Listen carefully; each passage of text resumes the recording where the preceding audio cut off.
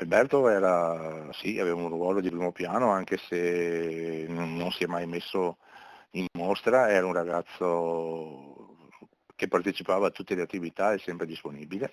Giocava nella prima squadra come tallonatore e allenava i piccoli giocatori dell'Under 11 Alberto Châtel, il 25enne rugbista morto per un malore nella sua abitazione nel quartiere di Sant'Antonino a Treviso. A trovarlo esanime il padre, che ha subito allertato il suo M118, ma ogni tentativo di rianimazione da parte degli operatori è stato inutile. Al momento non è stata avanzata alcuna richiesta di autopsia, ma vista la giovane età non si può escludere che nei prossimi giorni tale esame possa essere effettuato per chiarire le esatte cause del decesso e la presenza di eventuali patologie. Avrebbe compiuto 26 anni il prossimo 19 maggio Alberto, impegnato in queste settimane nella stesura della tesi in lingue e mediazioni culturali a Ca' Foscari, impegno che alternava quello lavorativo come magazziniere, lo studio, il lavoro, lo sport, sempre affrontati con energia.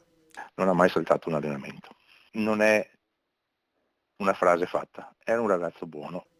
Il giovane era andato a letto tranquillamente, il malore forse accusato nel sonno, la notizia si è rapidamente diffusa nel mondo del rugby, Alberto aveva giocato anche nel Benetton e nel Villorba, sempre in prima linea nel pacchetto di Mischia, ma piangerlo sono anche le comunità di Treviso dove la mamma Francesca, ora in pensione, è stata insegnante, e Silea.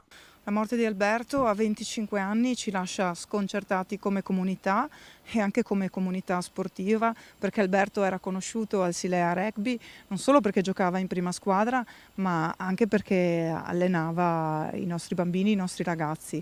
Adesso bisognerà spiegare questa perdita anche a loro.